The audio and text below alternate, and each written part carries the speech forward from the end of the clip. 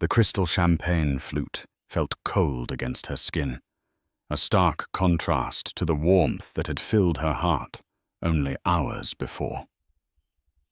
On her wedding night, every bride expects to be wrapped in love, to begin a beautiful new chapter. For Audrey Jensen, that chapter was torn out before the ink was even dry. She stood silently outside the master suite of their luxurious hotel, the door slightly ajar, listening to the two voices that would shatter her world. One belonged to her new husband, Nathaniel. The other belonged to her maid of honor, her best friend. Their whispered words weren't of congratulations, but of a cruel, calculated betrayal that would unravel a legacy and ignite a revenge no one saw coming. The wedding of Audrey Jensen and Nathaniel Nate Caldwell was the society event of the season. It was a fairy tale spun from old money and new ambition held at the sprawling Caldwell estate, where manicured lawns rolled down to a shimmering lake. Audrey, in a classic A-line gown of ivory lace, felt like she was floating. Her life had always been quiet, spent among the hushed aisles of the city's historical archives, where she worked as a research specialist.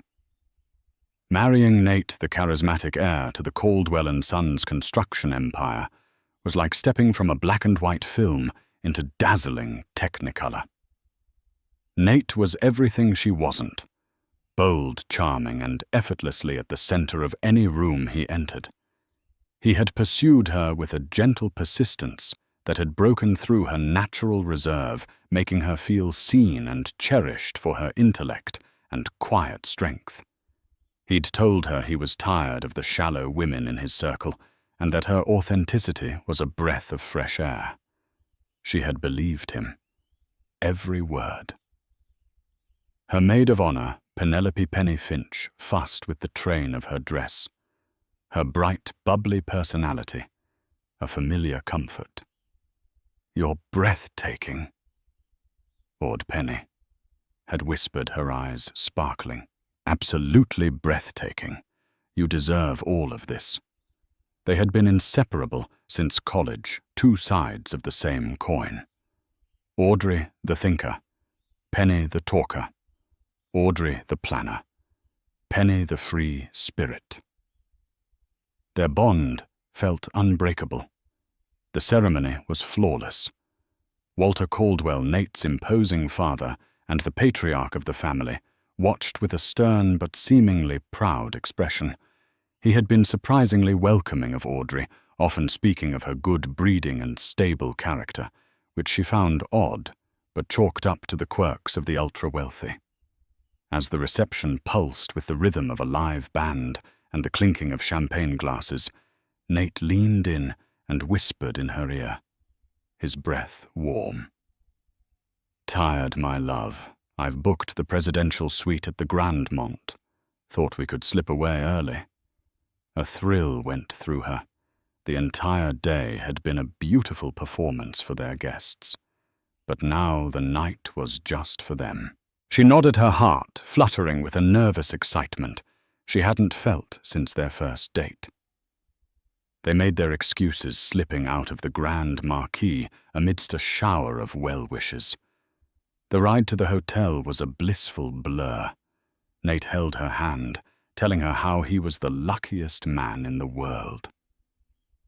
In the gilded elevator ascending to the top floor, he kissed her a deep, promising kiss that made her knees weak. He was perfect. Their life was going to be perfect. "I just need to make a quick call to the front desk," Nate said as they entered the palatial suite. It was bigger than her entire apartment, with floor-to-ceiling windows offering a panoramic view of the city lights. "Order some more champagne." "The good stuff. I'll be right back." He disappeared into the master bedroom to use the phone in there, leaving her alone in the magnificent living area. She kicked off her heels and twirled in the center of the room, the silk of her dress whispering around her. She felt giddy with happiness. After a few minutes, she decided to surprise him. She tiptoed toward the bedroom, her hand reaching for the ornate brass handle. But as she neared, she heard voices. His voice, low and conspiratorial, and another voice. A woman's, a familiar lilting laugh that made the blood in her veins turn to ice. It was Penny. Audrey froze her hand, hovering inches from the door. It was cracked open just enough for the sound to spill out. Did you see her face? Pure adoration. Nate's voice dripped with a cynical amusement that she had never heard before. She has no idea. Hook, line, and sinker. Shh, you're terrible. Penny's voice followed playful and teasing. Mrs. Caldwell will hear you. She's too busy floating on cloud 9 to hear anything. Nate scoffed. Not Pen, this was harder than I thought. A whole year of playing the devoted boyfriend. The dinners with her boring archivist friends, pretending to be fascinated by 18th century land deeds. A choked sound escaped Audrey's throat, and she clapped a hand over her mouth. This wasn't happening. It was a nightmare, a horrible mistake. But it was worth it. Penny said, her tone shifting, becoming more serious. Walter will be pleased. Now that you're married, you have legal access to her father's portfolio. The patents are as good as ours. Patents. Her father had been a brilliant but eccentric inventor who passed away 5 years ago. He'd left her his small house and a portfolio of what she thought were half-finished projects and theoretical concepts. She had never paid them much mind. My father will be more than pleased. He'll finally see I have what it takes to run the company. Nate said, his voice laced with a bitter pride. And you, my love, will get what you've always wanted. The Caldwell name, the fortune, and me. We just have to wait for the quiet, mousy librarian to sign the right papers, and then she can have a tragic little breakdown and disappear. The air was stolen from Audrey's lungs. The beautiful suite, once a symbol of her future, was now a cage. The man she had just pledged her life to, the woman she had trusted as a sister, they were predators. And she had been their prey. Every shared laugh, every tender touch, every whispered promise was a lie, a meticulously crafted illusion to get to her father's legacy. She backed away from the door, her movements silent and robotic. The shock was so profound it was almost peaceful, a cold, clear certainty washing over the initial wave of pain. She didn't scream. She didn't cry. The quiet, mousy librarian they mocked was gone, and in her place something hard and sharp was beginning to form. She looked at her reflection in the grand mirror in the hallway, the perfect bride in the perfect dress. A fool. They thought she would have a tragic little breakdown. They thought she would disappear. A slow, chilling smile touched her lips, one that didn't reach her eyes. They had made a grave miscalculation. They had underestimated her. And on her wedding night, standing in the cold hallway of a gilded cage, Audrey Jensen didn't plan her escape. She began to plan her revenge. The first step was to disappear, but not in the way they expected. They wanted a hysterical, broken woman who would run home to her empty house and weep. They would not get her. Audrey's mind, honed by years of piecing together fragmented histories and finding patterns in chaos, was already working, assembling a new reality from the wreckage of the old one. She slipped back into the living area of the suite, her movements precise. She took one of the hotel's thick monogrammed envelopes and a sheet of stationery. Her handwriting, usually a graceful cursive, came out as a shaky, almost illegible scrawl, a deliberate performance. Nate. I can't do this. It's all too much. The family, the pressure. I'm not built for this world. I'm sorry. I need to be alone. It was the perfect note for the mousy librarian they thought they knew. A note of fear, not fury. She left it on the polished mahogany table, placed her diamond engagement ring and wedding band directly on top of it, and turned away without a second glance. The rings felt like shackles she was finally shedding. Next, her escape. She couldn't use the front entrance. The doorman and valet had seen her arrive with Nate, a radiant bride. She needed to vanish. She found a service staircase on the floor plan, by the elevators, a detail most guests would overlook. It was designed for staff, a hidden artery within the hotel's grand body. She walked down 32 flights of stairs, the adrenaline a cold fire in her veins. The heavy fire door at the bottom opened into a grimy alleyway, smelling of rain and garbage.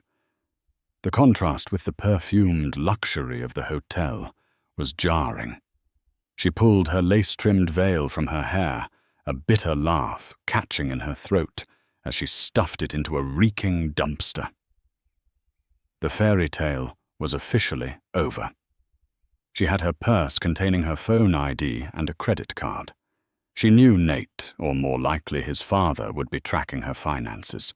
She walked 10 blocks, the beautiful but impractical wedding shoes, rubbing her heels raw, until she found an all-night convenience store. Inside, under the buzzing fluorescent lights, she bought a cheap prepaid phone and a large, shapeless grey hoodie. She paid with cash she had in her wallet. In the store's tiny, grimy bathroom, she scrubbed the joyful bridal makeup from her face until her skin was raw. She pulled her intricate updo apart, letting her dark hair fall in a messy tangle around her shoulders. Dressed in the hoodie, her face pale and bare, she was no longer Audrey Caldwell, the blushing bride. She was a ghost. Her first call on the burner phone was to the one person in the world she knew she could trust implicitly, Gideon Black. He had been her father's patent lawyer and oldest friend, a semi-retired bear of a man with a mind like a steel trap and a deep-seated distrust of corporate sharks like the Caldwells.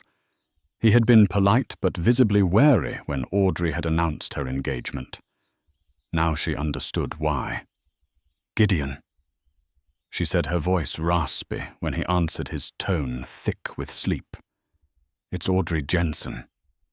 I'm in trouble." An hour later, she was sitting in his dimly lit study, a heavy blanket wrapped around her shoulders, the ridiculous wedding dress pooled at her feet like a fallen cloud. She had told him everything, the voices, the patents, the entire soul-crushing deception. Gideon listened without interruption, his face growing darker with every word. When she finished, the silence in the room was heavy and absolute.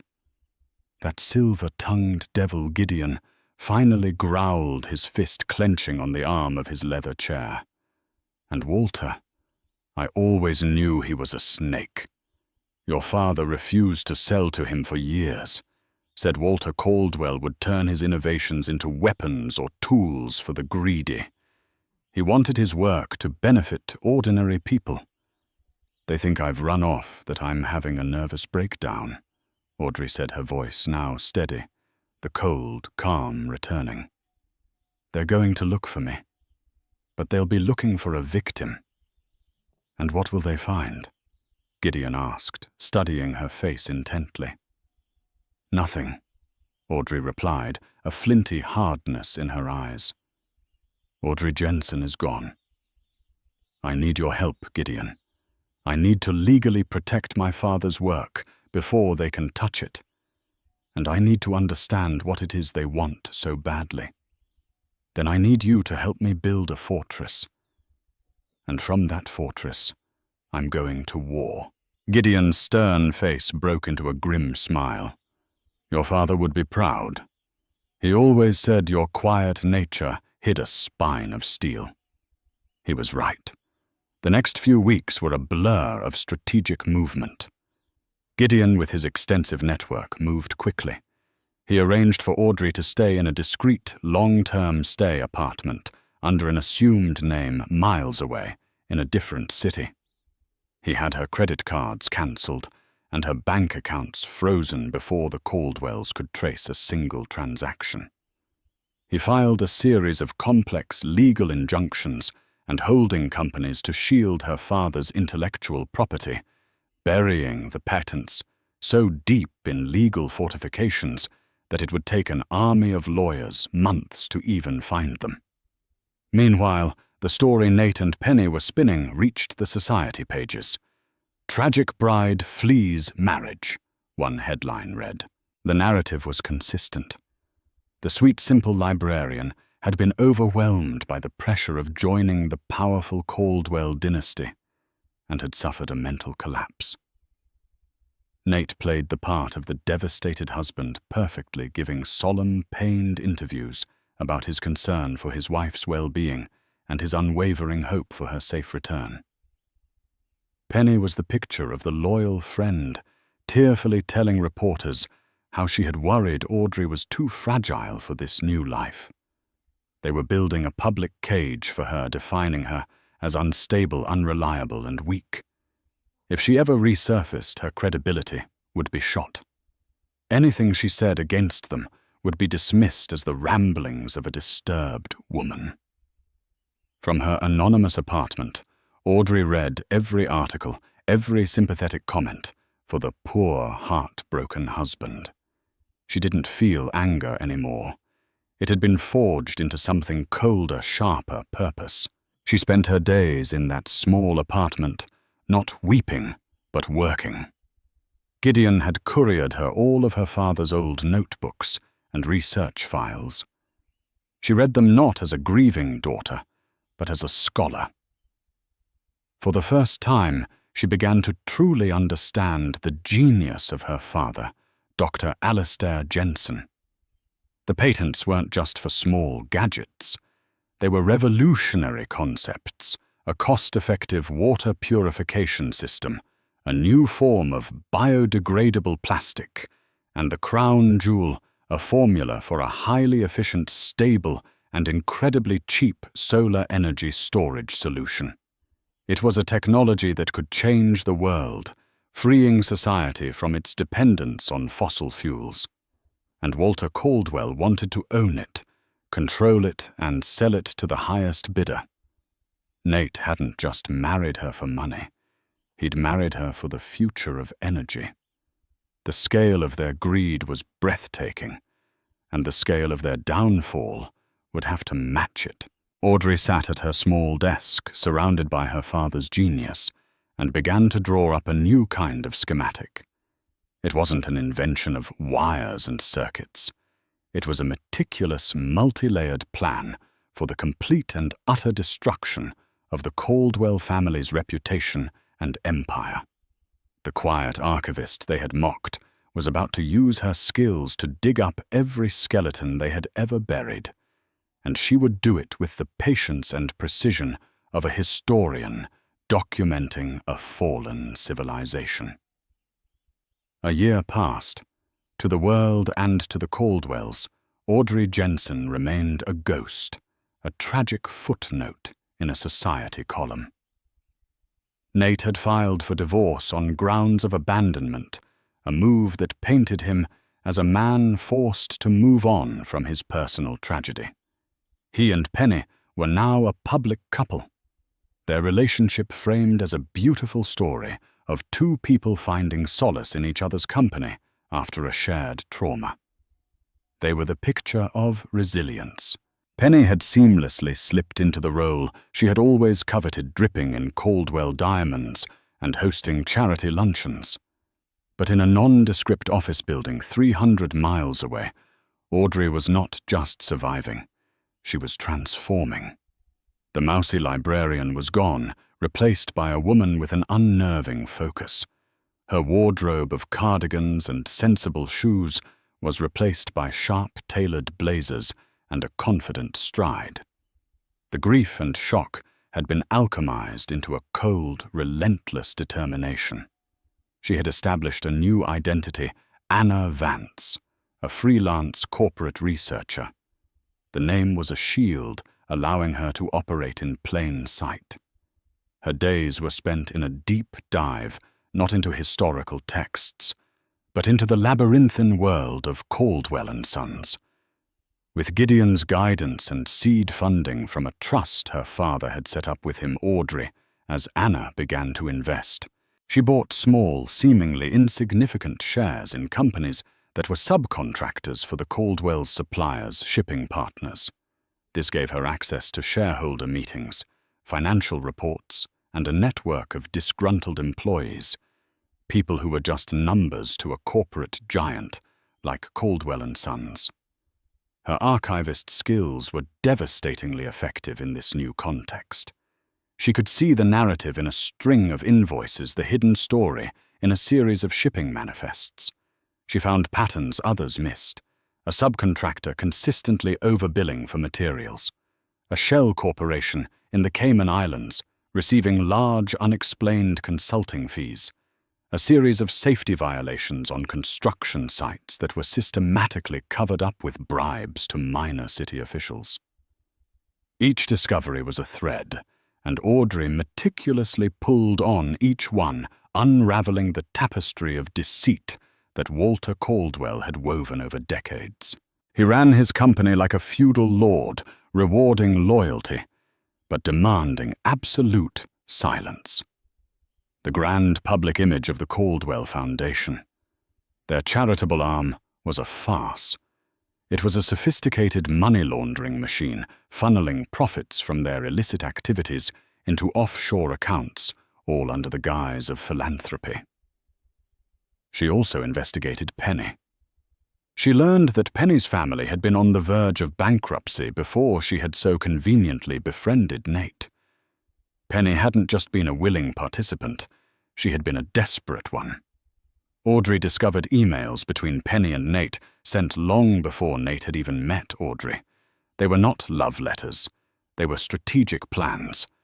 Penny had been the one to identify Audrey as the perfect target, quiet, no close family, and the unsuspecting heir to Alastair Jensen's genius.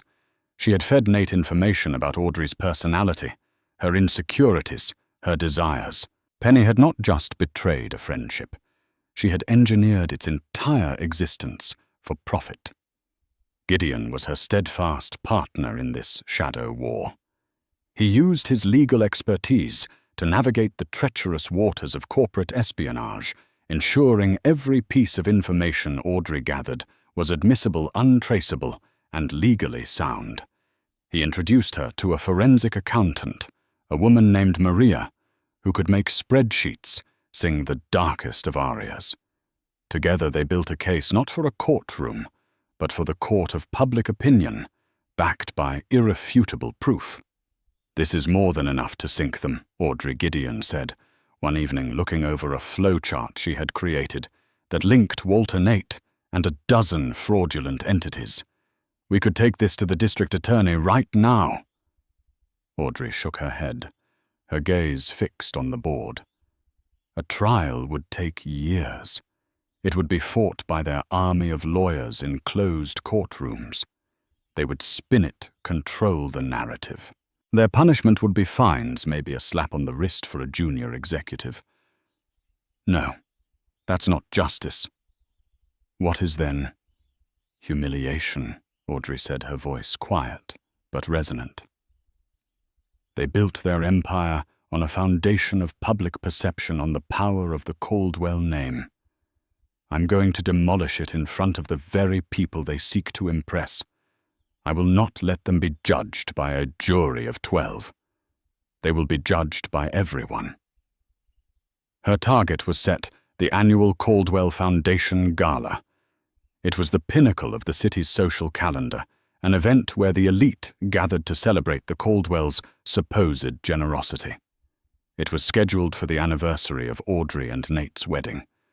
The poetic cruelty was not lost on her. Nate and Penny would be there, the celebrated power couple. Walter would give his keynote address, a speech about integrity and community. It was the perfect stage. Audrey began the final phase of her plan. It was no longer about gathering information. It was about weaponizing it. She secured a ticket to the gala through one of the shell companies she now controlled. She worked with a tech expert, a young man who owed Gideon a favor to understand the audiovisual systems used at the venue, the Grand Imperial Ballroom. She also underwent a physical transformation. She worked with a personal trainer, building a strength that was more than just physical. She cut her long hair into a chic, sharp bob. She traded her muted tones for bold colors. She learned about posture and presence. When she looked in the mirror, she saw a stranger, a woman of confidence and power. A woman the Caldwells would never recognize until it was too late. The invitation arrived addressed to Ms. Anna Vance. She held the thick, embossed card in her hand. 1 year ago, she had been a bride full of love and hope, walking toward a future that was a lie. Now she was an architect of ruin, walking toward a reckoning of her own design. The ghost was about to come back to haunt the feast. The night of the Caldwell Foundation Gala arrived a crisp, clear evening, where the city's skyline glittered like a carpet of diamonds. The Grand Imperial Ballroom was ablaze with light, a beacon for the city's wealthiest and most influential. Valets in crisp uniforms hurried to open the doors of black town cars and luxury vehicles, from which emerged men in tailored tuxedos and women in shimmering gowns. Inside, the air buzzed with polite conversation and the gentle melody of a string quartet. Waiters moved silently through the crowd with trays of champagne and delicate hors d'oeuvres. It was a world of performative elegance, a stage where power and influence were the real currency. And onto this stage walked Audrey. She was not Audrey Jensen, the forgotten bride, nor Anna Vance, the anonymous researcher.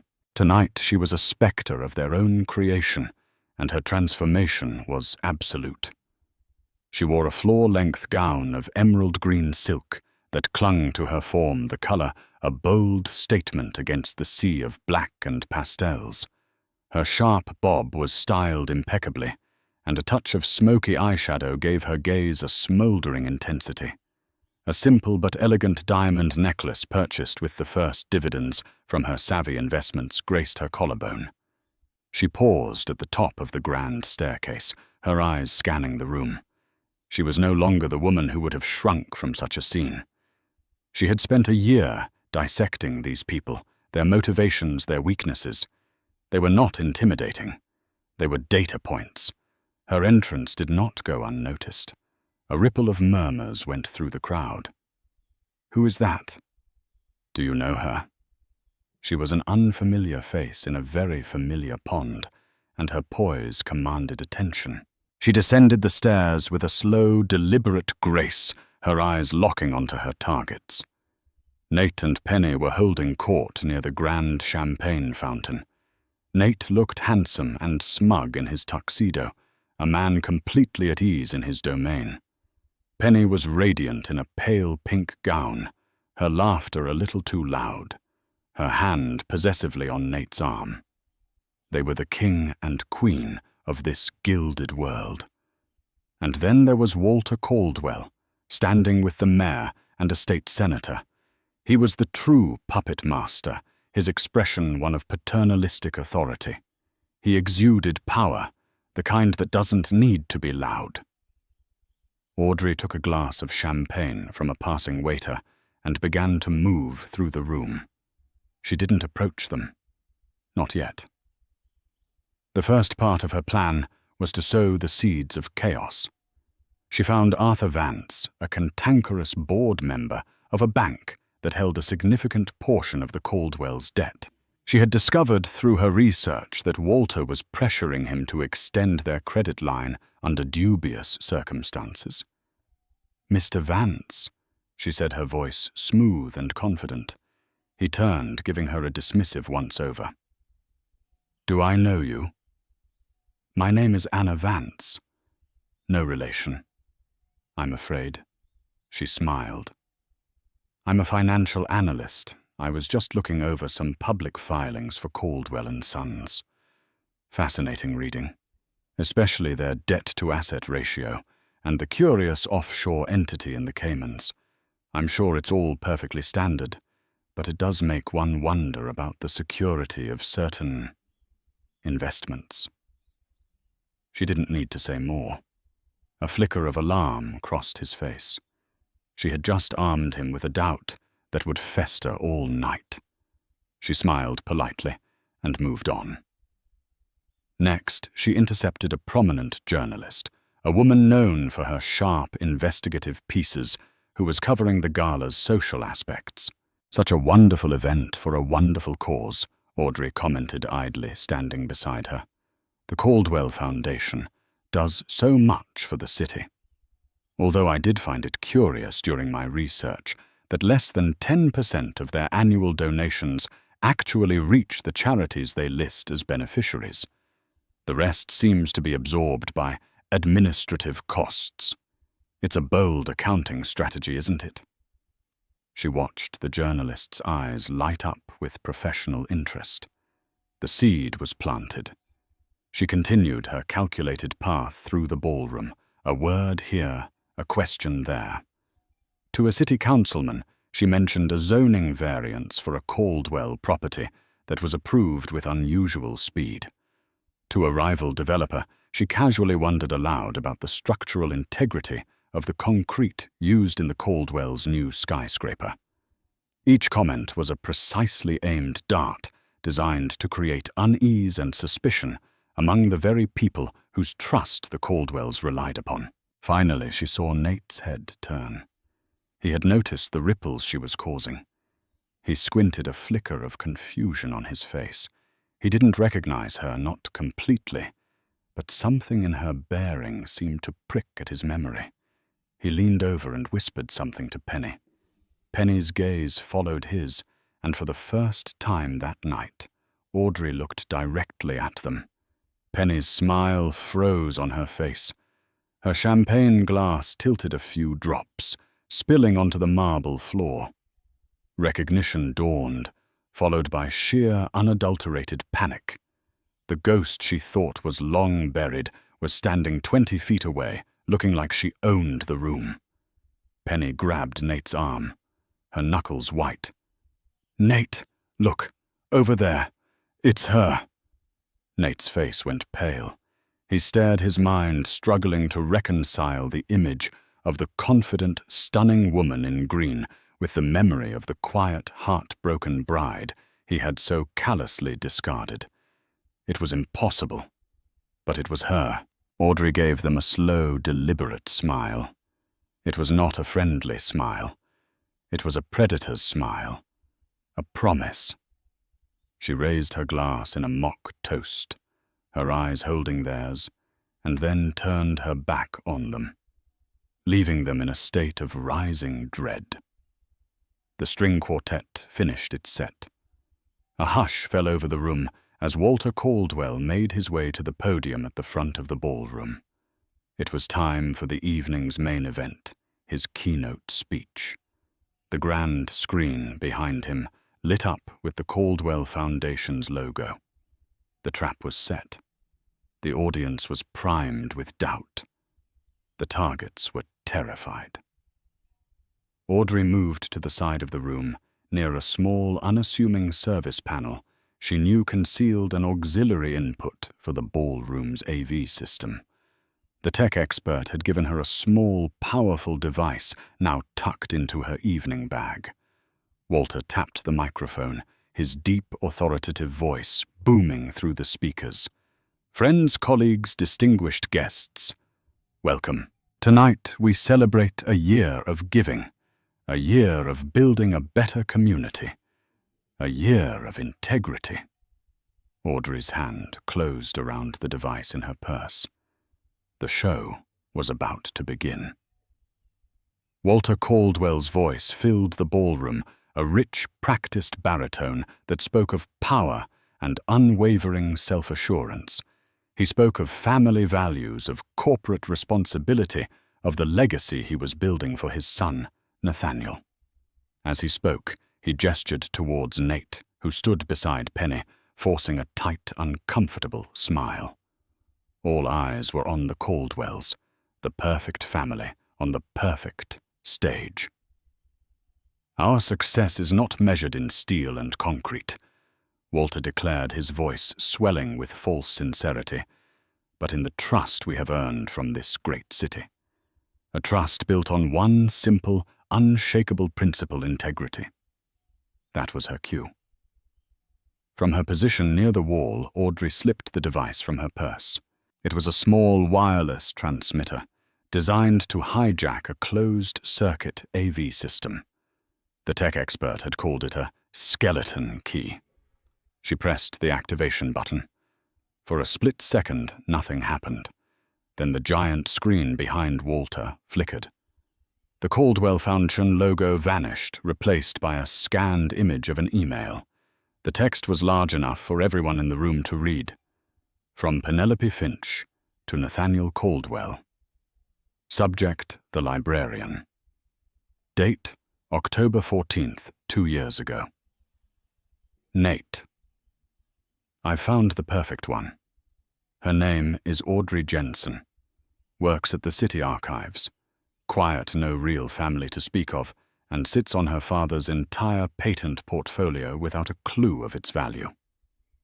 She's sentimental, lonely. Play your cards right and she'll be eating out of your hand in a month. This is our ticket. A collective gasp swept through the ballroom. Penny's face turned a ghastly shade of white as she stared at her own treacherous words, broadcast for hundreds of their peers to see. Nate looked as if he'd been physically struck, his eyes darting from the screen to Penny, then to his father. Walter faltered, his speech dying on his lips. "There seems to be a technical difficulty," he stammered, frantically motioning to the event staff. But Audrey was just getting started. The screen changed again, this time to a financial ledger. It showed a wire transfer of $250,000 from a Caldwell subsidiary to an account owned by Penny's father, dated the week after the wedding. The memo line was chillingly simple: Finch family bailout. "What is the meaning of this?" someone shouted from the audience. The screen flickered again. This time, it was a sound file, accompanied by a scrolling transcript. Nate's voice, smug and cynical, filled the silent room. It was a recording Audrey had managed to recover from a deleted voicemail on a company server, a message Nate had left for a friend weeks before the wedding. "Yeah, the wedding's a bore, but it's the price of doing business. Dad's obsessed with the Jensen patents, so I play the dutiful fiancé for a few more weeks. We get married, she signs a few power of attorney forms. She won't understand. And then we ship her off to a nice, quiet wellness retreat to recover from her inevitable breakdown." Simple. The room erupted in a maelstrom of angry, shocked murmurs. The journalist Audrey had spoken to was furiously scribbling in her notepad. Arthur Vance, the banker, was staring at Walter with undisguised fury.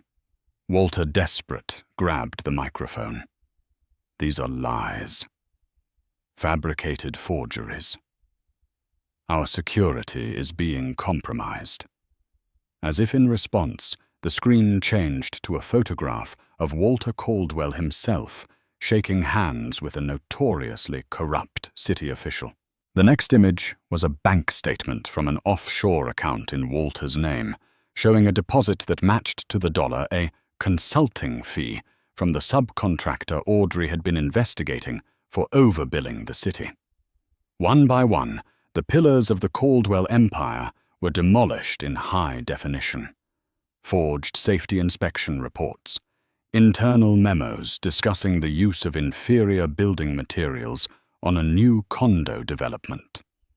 A chart created by Audrey's forensic accountant showing the clear, undeniable path of money laundering through the Caldwell Foundation, with less than 1/10 of the funds ever reaching the charities it claimed Betrayal to support. The final exhibit was an audio recording. It was from the wedding night. Audrey had realized that the hotel suite's high-tech security system likely had voice-activated recordings for guest services. It had taken a court order which Gideon discreetly obtained, but she had gotten the file. The sound of Nate's and Penny's voices filled the room, their words echoing the betrayal Audrey had heard through the door. She has no idea.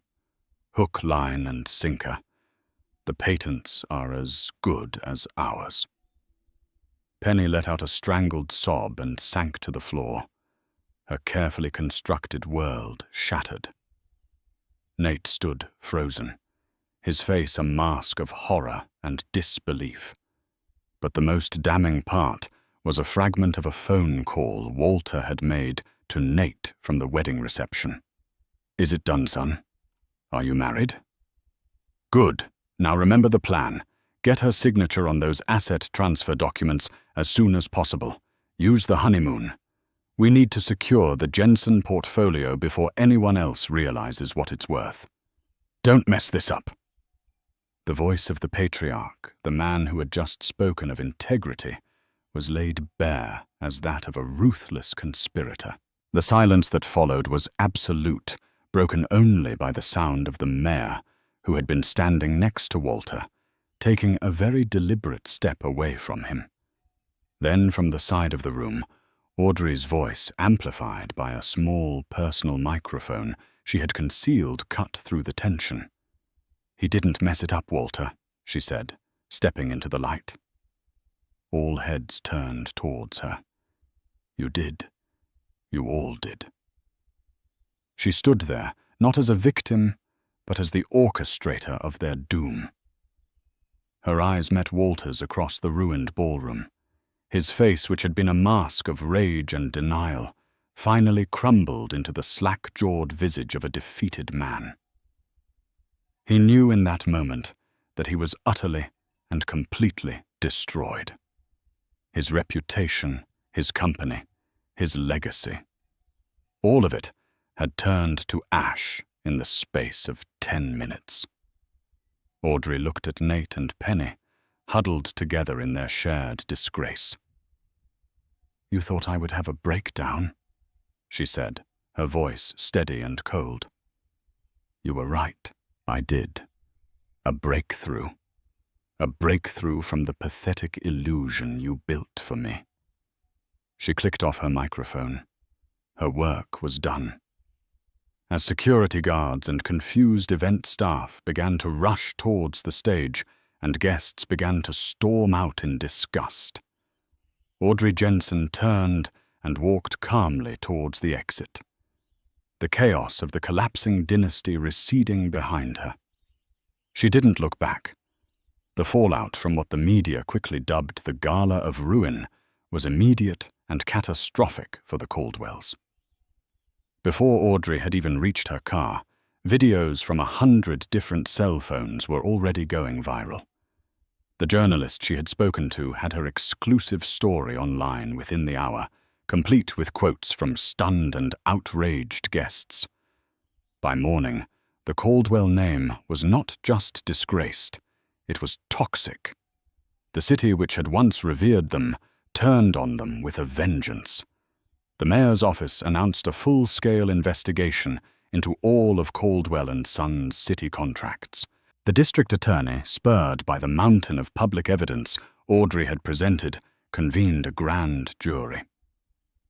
Arthur Vance's bank immediately called in their loans, citing a breach of character and confidence clauses, sending the company into a financial death spiral. Walter Caldwell, the unshakable patriarch, was the first to fall. He was arrested at his estate 2 days after the gala, attempting to shred documents. The image of him being led away in handcuffs, his face grey and defeated, was on every news channel. The charges were extensive fraud, racketeering, money laundering, bribery. His empire, built on a lie, had crumbled under the weight of the truth. Nate and Penny became social pariahs overnight. They were evicted from their high society circles, their names scrubbed from charity boards and guest lists. Their friends who had once flocked to their parties now crossed the street to avoid them. Nate, stripped of his inheritance and facing his own set of charges as a co-conspirator, found that his charm was worthless. He tried to control the narrative, giving a disastrous television interview where he blamed everything on his father's manipulation and Penny's ambition, painting himself as yet another victim. No one bought it. His attempt to betray Penny to save himself only cemented his reputation as a coward. Penny lost everything. Her family, implicated by the financial bailout, faced its own legal troubles. She was left with nothing, no money, no status, no friends. She had gambled her soul for a life of luxury and had ended up with less than she started with.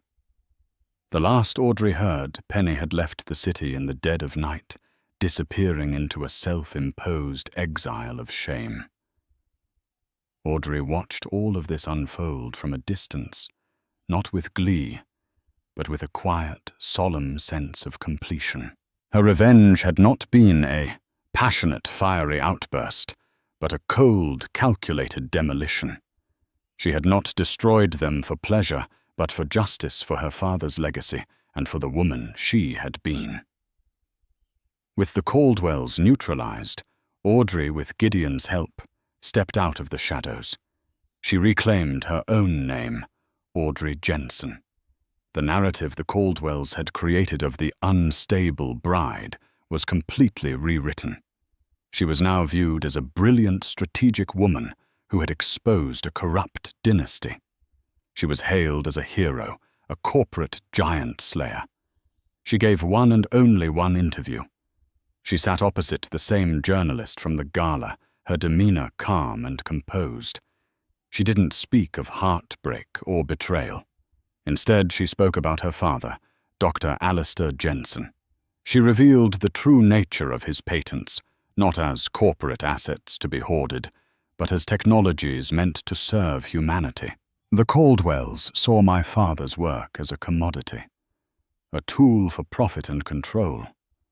Audrey stated, her voice clear and strong. They were wrong.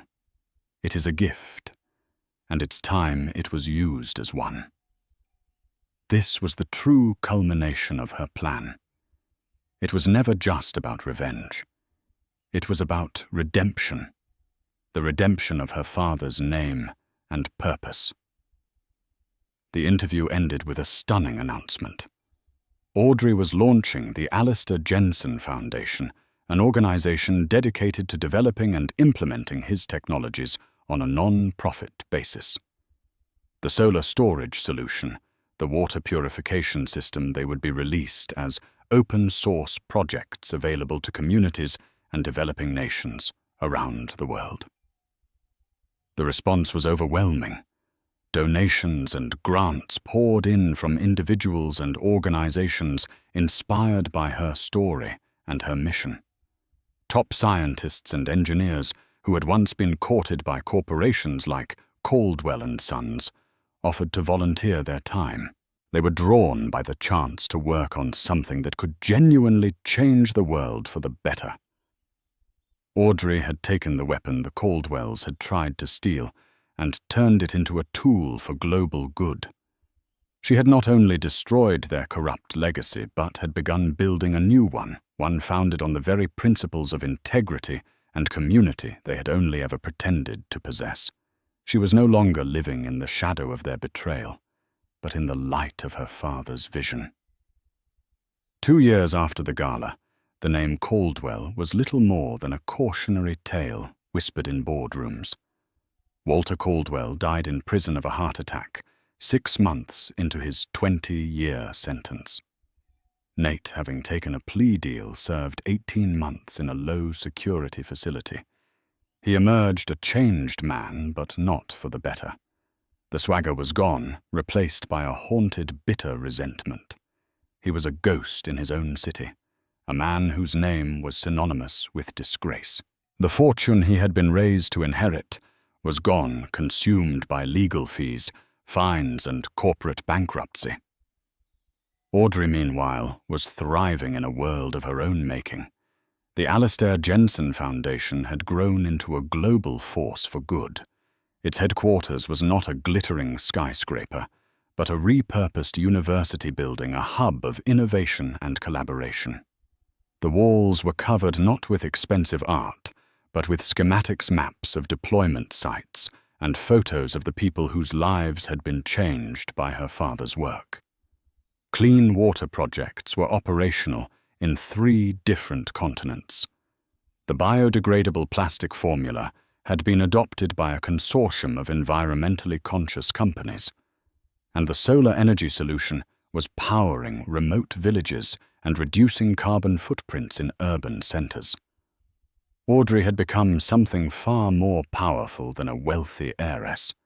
She had become a catalyst for change. She was not alone in this endeavor. Gideon Black officially retired, but more energetic than ever served as the chairman of the foundation's board. Maria, the forensic accountant, was now their CFO, ensuring every dollar was used with transparency and purpose. They had become her family, a team bound by a shared mission. One crisp autumn afternoon, Audrey was walking through a city park not far from the foundation's office.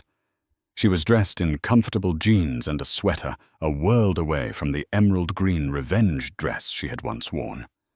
She was reading a report on a tablet when a familiar voice, hesitant and rough, called her name. Audrey. She looked up. It was Nate. She almost didn't recognize him. The tailored suits were gone, replaced by a worn jacket. His face was thinner, and there were lines of hardship around his eyes that hadn't been there before. He looked lost. She felt a flicker of something, not pity, not anger, but a distant clinical detachment. He was a figure from a past she had long since closed the book on. "Hello, Nate," she said, her tone even. He shifted his weight, stuffing his hands in his pockets. I see what you're doing. The foundation. It's everywhere." "That's the idea," she replied simply. He swallowed hard, the effort visible. "Look, Audrey, I know sorry doesn't even begin to cover it. What I did, what we did, it was monstrous.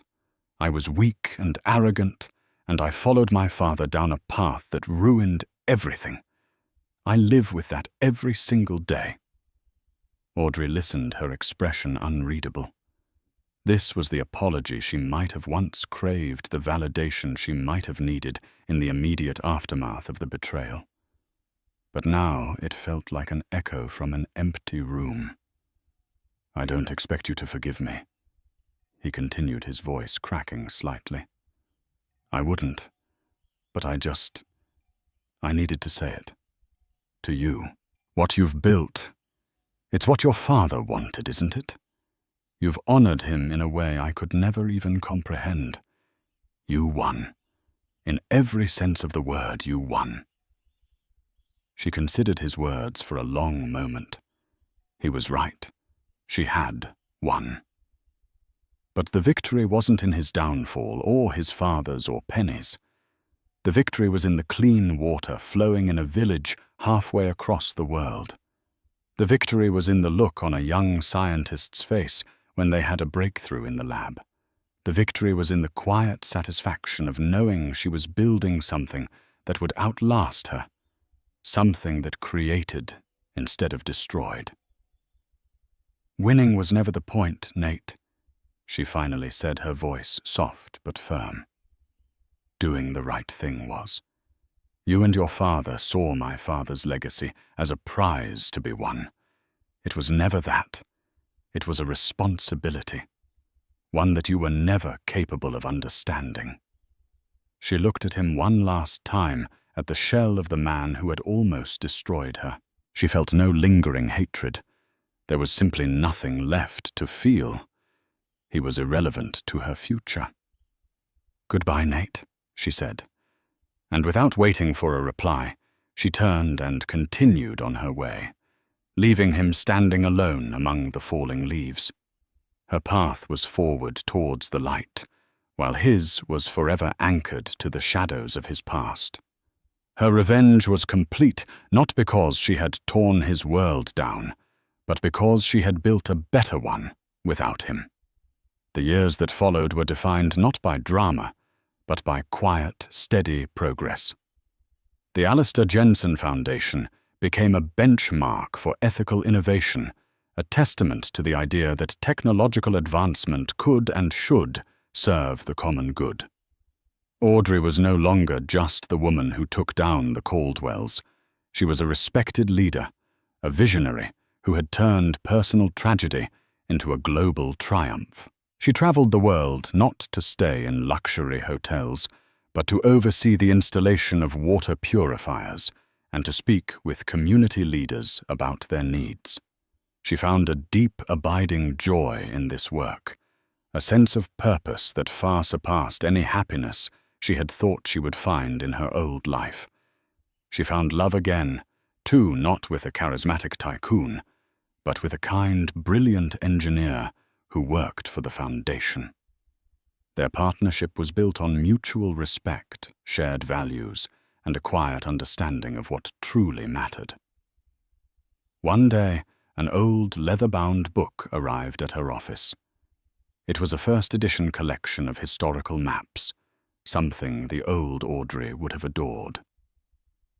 There was no return address, only a small typed note tucked inside. It read, "I heard you used to like these. A small apology for the friend I should have been." There was no signature, but Audrey knew it was from Penny. She ran her fingers over the aged leather. For a moment, she remembered the girl she had known in college, the one she had laughed with and confided in before the poison of greed had taken root. She didn't know where Penny was or what her life was like now, but the note spoke of a remorse that seemed genuine. Audrey placed the book on a shelf in her office, a final quiet closing of a painful chapter. It was a reminder not of the betrayal, but of the fact that people could change, even if it was too late to undo the damage they had caused. On the 10th anniversary of the Alistair Jensen Foundation's inception, a grand celebration was held. It wasn't a lavish gala like the ones the Caldwells used to host. It was a gathering in a public museum open to everyone, scientists, students, community partners, and the public. As Audrey stood at the podium to give her speech, she looked out at the diverse crowd, at the faces of people from all walks of life who had been touched by her father's work. She saw her husband smiling at her from the front row, his pride evident in his eyes. She didn't speak of betrayal or revenge. She spoke of hope, of innovation, and of the power of a single idea to change the world. She spoke of her father not as a genius inventor, but as a man who believed in a better future. "My father left behind a legacy of light," she concluded, her voice ringing with a conviction born of experience. "He believed that knowledge once gained should be shared, that our greatest innovations should lift everyone up, not just a select few. The work we do is a testament to that belief. It proves that our past does not have to define our future. We can take the darkest moments of our lives and use them not as an excuse to build walls, but as a foundation upon which to build a better world." As applause filled the room, Audrey smiled a genuine, radiant smile. She had been betrayed on her wedding night, her world torn apart by greed and deception. But in the ashes of that life, she had found her true self. Her revenge was not a single fiery act of destruction, but a lifetime spent building, creating, and sharing. She had destroyed one man's corrupt reputation. Yes, but in its place, she had built a lasting legacy of light, one that would shine long after the shadows of the Caldwell name had faded into obscurity. And there you have it, a story of unimaginable betrayal and the ultimate calculated revenge. Audrey's journey shows us that true strength isn't just about weathering the storm, but about learning to redirect its power. She took her pain and transformed it into a purpose that not only brought her own justice, but also created a legacy that would help countless others. Her story is a powerful reminder that sometimes the most devastating endings are merely the beginning of our greatest chapters. If this story of resilience and righteous retribution moved you, please take a moment to hit that like button and share it with someone who appreciates a story of ultimate triumph. Don't forget to subscribe to the channel and ring the notification bell so you won't miss our next tale of dramatic twists and karmic justice. What did you think of Audrey's revenge? Let us know in the comments below.